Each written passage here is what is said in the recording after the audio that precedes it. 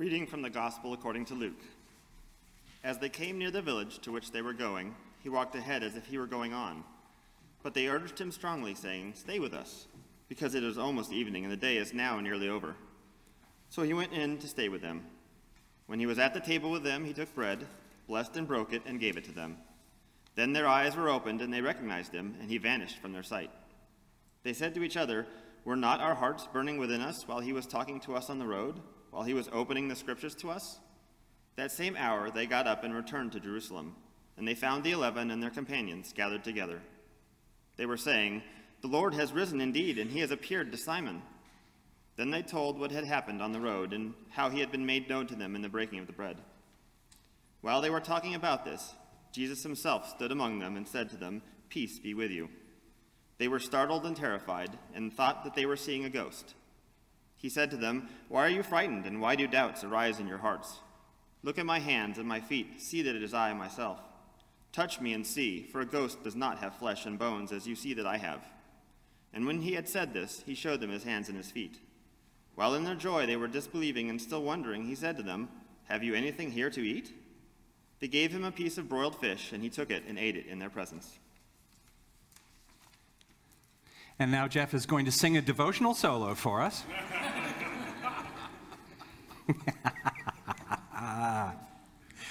I told you I was going to do something funny. That was a part of the script. Yeah.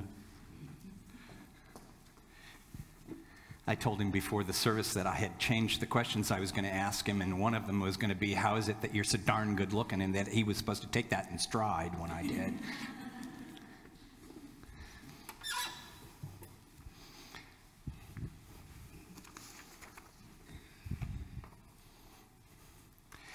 So thanks for helping me today and for helping all of us to recognize and somehow receive afresh this word of the Lord that comes through the gospel lesson that we just heard. Jeff Thomas and his wife Debbie, where are you? Wave over there, yes, became members of our church in 2013 and have really been a terrific blessing to our fellowship and ministry. Jeff is a very active member of the congregation and leads a weekly Bible study on Wednesdays, lectionary at lunch. Jeff is a man of deep faith. He is someone who prays, who studies Scripture, who is committed to the life of Christian witness and service and fellowship. He also has a really powerful story. And an important part of it is that he is a quadriplegic, which means that Jeff has paralysis in all 4 of his limbs, stemming from a car accident in which his neck was injured at the 5th and 6th vertebrae. Jeff, being who he is and doing what he's done, building a new life out of what I think can be conservatively called a catastrophic injury, puts him in a special position, I think, to help us unpack the truth of the Scripture for this day. And specifically that moment when the risen Christ appears to his gathered disciples, the 11 and their companions, in Jerusalem, and he greets them saying, "Peace be with you." And they were startled and terrified, it says in the Scripture. Not unreasonable, right? There was a lot to be scared of. The times were tense, politics heated, passions high. Jesus had just been brutally executed, and now he seems to be standing among them. Is it a ghost? What's going on? Out of this frightening moment, there comes a curious call. He tells them to look at his hands and feet, the very places where we understand that his body had been nailed to the cross. He asks them to look at his hands and feet, and then he invites them to touch him, to know him in the flesh, where he was wounded and was killed and is now alive. It's a delightful irony that after I asked Jeff to help me talk about this passage, sharing some of his own life and story, I learned that today, this day, April 19th, is Jeff's birthday. He is 64 years old today. And just a couple of weeks ago, on April 2nd, it was 38 years since the injury to his neck, when his whole life changed. So, Jeff, there were lots of complications along the way. There was a 45-day period after your accident that you describe as being almost in twilight. But there are a couple of things that you do remember pretty clearly from that period before they were able to stabilize you enough for surgery, and one of them involves the image of an Oreo cookie. Tell us what that's about. Basically, I was in what they call a striker frame, and when they turn you or rotate you in a striker frame, for example, if you're laying on your stomach, they basically put a board on your back and then take two straps, one at your upper torso, one at your lower torso, strap the two boards together, and then literally rotate you 180 degrees. And at that rotation, you feel like you're just going to slide right out of the board. It's pretty scary feeling. You felt like you were the filling in the cookie about to be squirted out. Right. Yeah. Oh. Another clear memory from that period is something a nurse said. Friends had come to call on you, and in that sort of twilight space, not, I think, fully aware yet of all that had happened and all that it might mean, you were telling your friends, tell these people in the hospital that I'm ready to get out of here. And a nurse overheard you, and what did she say? She actually came in because I had been quite insistent that I wanted to get up and I wanted to go, that I was paralyzed for life, that I would never work and I would never have children. Well, two out of three ain't bad. Yeah. Yeah, and I understand that you're still working on number one. Yeah. You'll never walk. You'll never work or have a job. You'll never have children. Indeed, it's quite a story. Jeff was in the Navy, served on submarines, spent most of 5 years at sea. And then you were given a shore assignment at Virginia Beach as a naval instructor teaching math and electronics. You were 25 years old in April of 1977 when you had the accident that nearly killed you and made you a quad. Yeah. It was expected to be more than a year before he could get on with his life at whatever level of functioning he might be able to recover.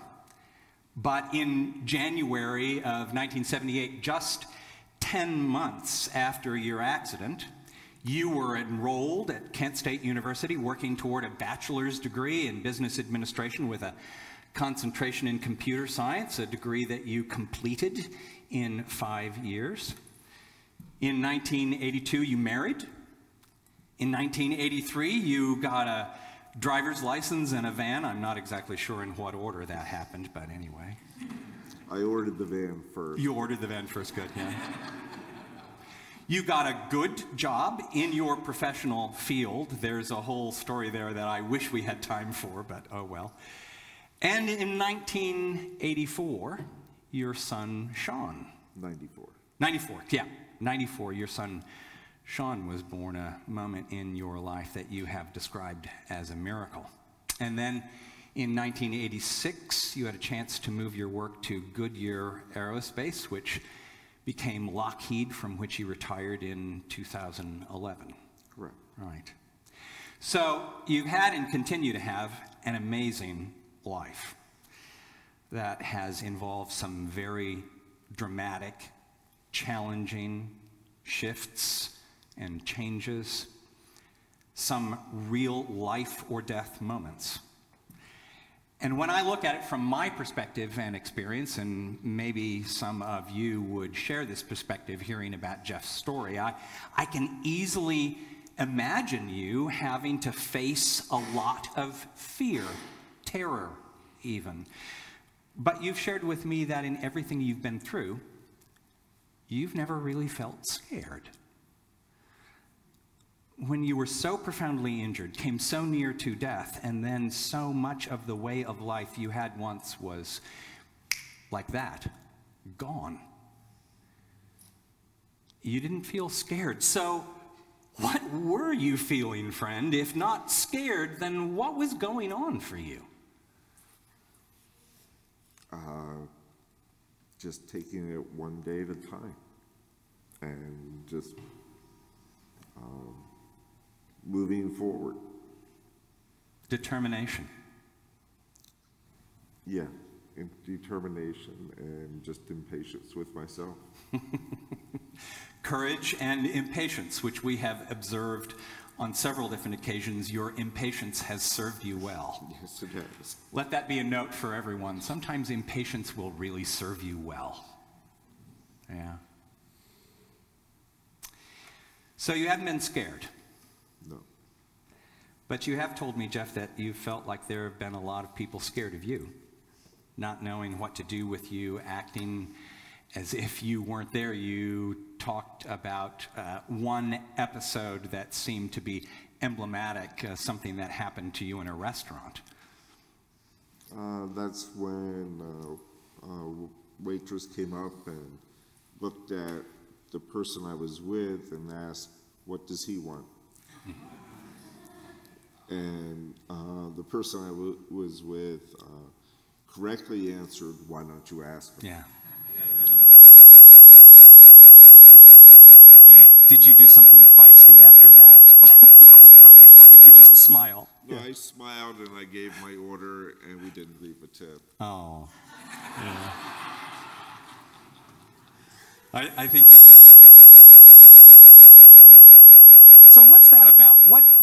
What's your guess for what it is about you and what you present that might press on the fears, awkwardness, discomfort in some people? I believe it's mostly lack of knowledge and fear of the unknown.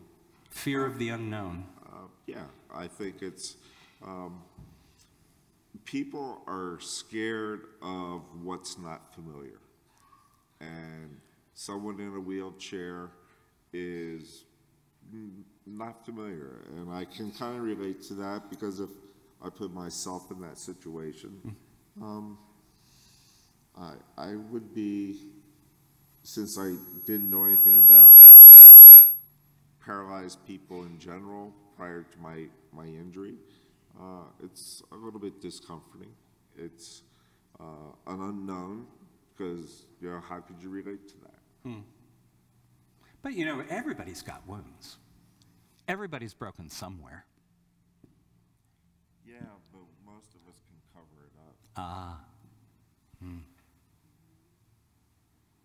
Which may be as much of a burden and a hurt as it is a protection.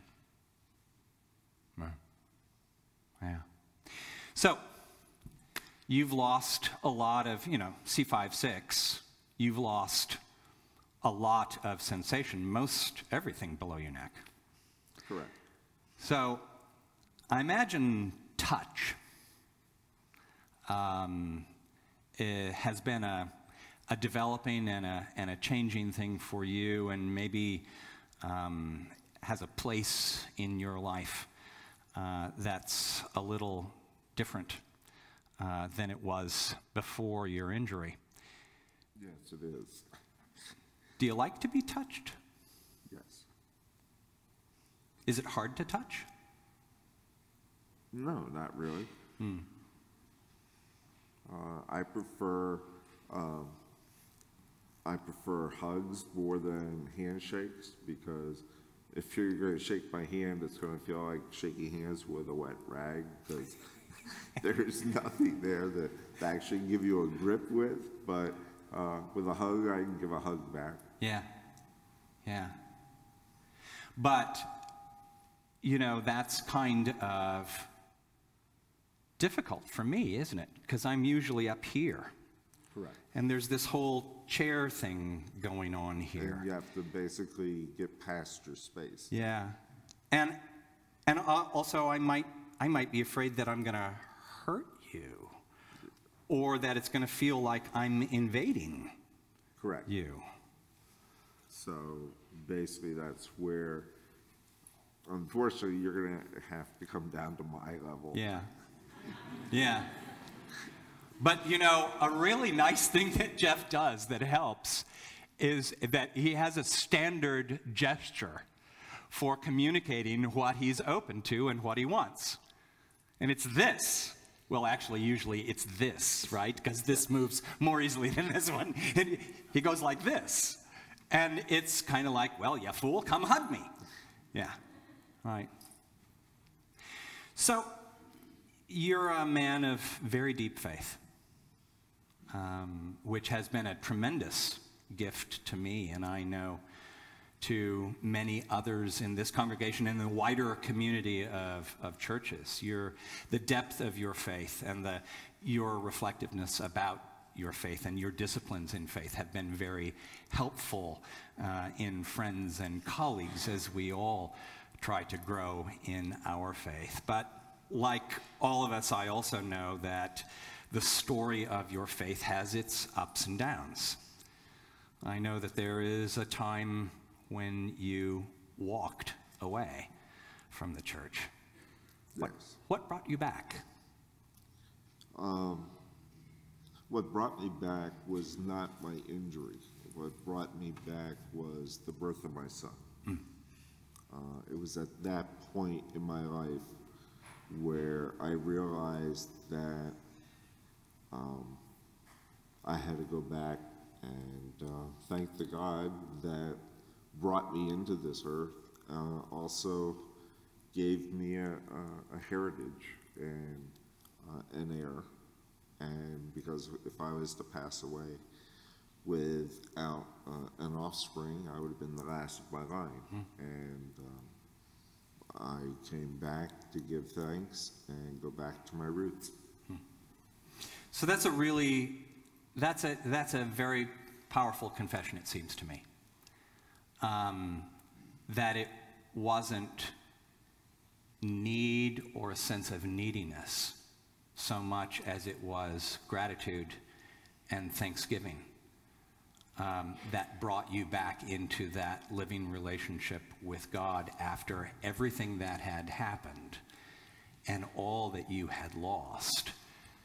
Still, that moment of grace brought back to your consciousness that life was just too good, too overflowing, not to be affirmed. Correct.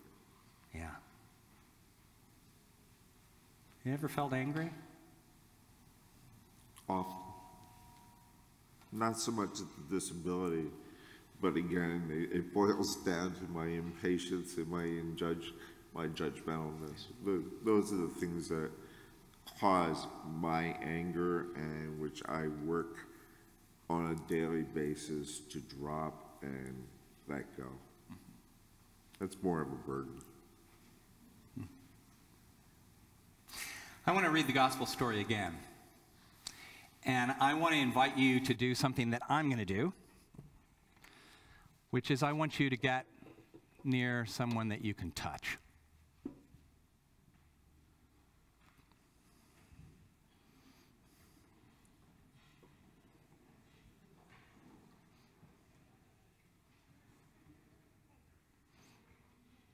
You know, I realize that touch is, what do I need to do? Harold is making a frantic signal at me. Okay. And I think it merits mention that it was Harold Height who actually drove you up to get your license, wasn't it? Yes, it was. That's a pretty nice connection. As they came near the village to which they were going, he walked ahead as if he were going on. But they urged him strongly, saying, "Stay with us." because it is almost evening and the day is now nearly over." So he went in to stay with them. And when he was at table with them, he took bread, blessed and broke it, and gave it to them. And then their eyes were opened, and they recognized him. And then he vanished from their sight. They said to each other, "Were not our hearts burning within us while he was talking to us on the road, while he was opening the scriptures to us?" That same hour they got up and returned to Jerusalem, and found the 11 and their companions gathered together. They were saying, "The Lord has risen indeed, and he has appeared to Simon." And then they told what had happened on the road, and how he had been made known to them in the breaking of the bread. While they were talking about this, Jesus himself stood among them and said to them, "Peace be with you." And they were startled and terrified, and thought that they were seeing a ghost. He said to them, "Why are you frightened? And why did doubts arise in your heart? Look at my hands and my feet. See that it is I myself. Touch me and see. For a ghost does not have flesh and bones as you see that I have." And when he had said this, he showed them his hands and his feet. While in their joy they were disbelieving and still wondering, he said to them, "Have you anything here to eat?" And they gave him a piece of broiled fish. And he took it and ate in their presence. Taste and see. Touch and know that life is overflowing, greater than all injury,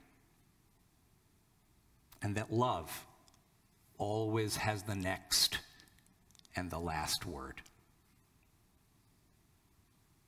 Can I give you a hug?